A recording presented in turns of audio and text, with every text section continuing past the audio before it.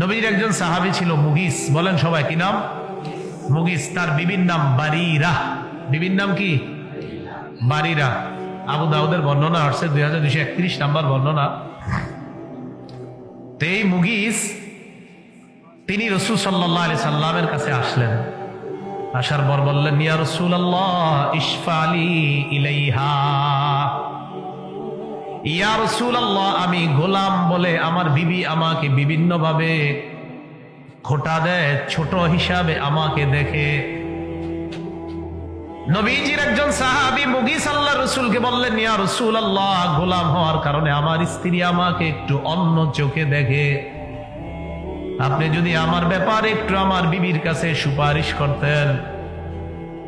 এই যুগে আসেনি এমন স্বামী, হ্যাঁ, যারা বিবির ব্যাপারেই আয়েশা অভিযোগ করে। তো নবীজির যুগে দেখেন এক স্বামী গিয়ে বিবির ব্যাপারে নবীজির কাছে বলতেছে। নবীজি বারিরা রাদিয়াল্লাহু তাআলা আনহাকে ডেকে বললেন, বারিরা ইত্তাকিল্লাহ ফাইন্নাহু যাওজুকি ওয়া আবু ওয়ালাদিক। নবীজি বললেন, বারিরা আল্লাহকে ভয় করো, মুগিস তোমার স্বামী, তোমার সন্তানের পিতা। মুগিস তোমার স্বামী, তোমার সন্তানের পিতা।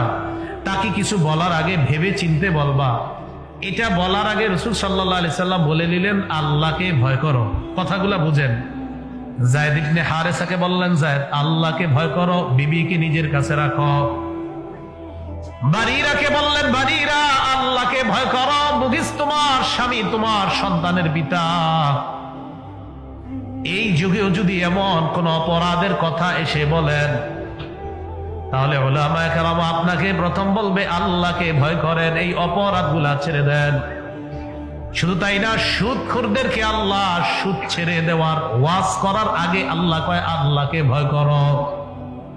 সূরা বাকারার 278 নাম্বার আয়াতে আল্লাহ বলে, ইয়া আইয়ুহাল্লাযীনা আমানুত্তাকুল্লাহ, হে ঈমানদারগণ তোমরা আল্লাহকে ভয় করো। প্রথমে এটা বলে নিস, বলার পর আল্লাহ কয় ওয়াজারু মা বাকিয়া মিনার রিবা ইন কুনতুম মুমিনিন, যদি তোমরা ঈমানদার হও সুদের কারবার ছেড়ে দাও।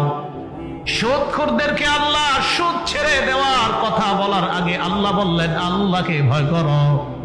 কোন মানুষের মধ্যে যদি আল্লাহর ভয় এসে যায়, তার জন্য সুদের কারবার ছাড়া সহজ হয়ে যায়। এই জন্য আগে বললেন আল্লাহকে ভয় করো। নবী বললেন বারিরা আল্লাহকে ভয় করো।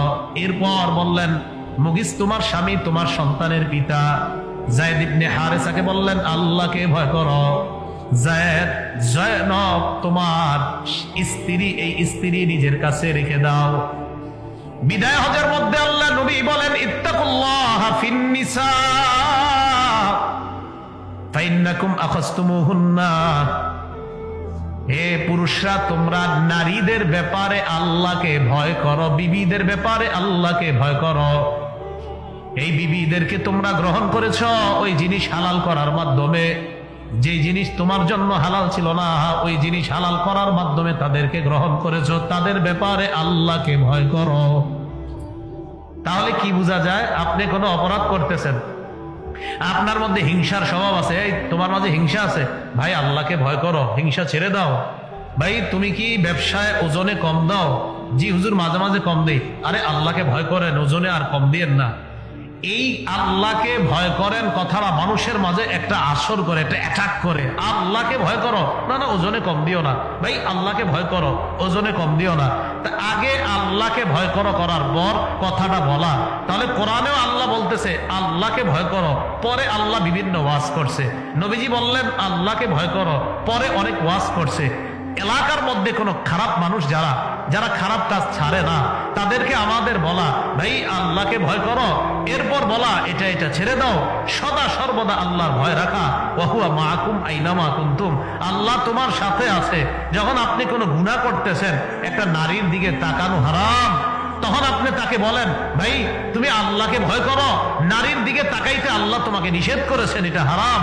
তখন তার মাঝে এটা খুব কাজ করবে। তাহলে আল্লাহকে ভয়, যখন কোনো মানুষের মাঝে আল্লাহর ভয় তৈরি হয়ে যাবে, গুনাহ ছেড়ে দেওয়া তার জন্য সহজ হয়ে যাবে।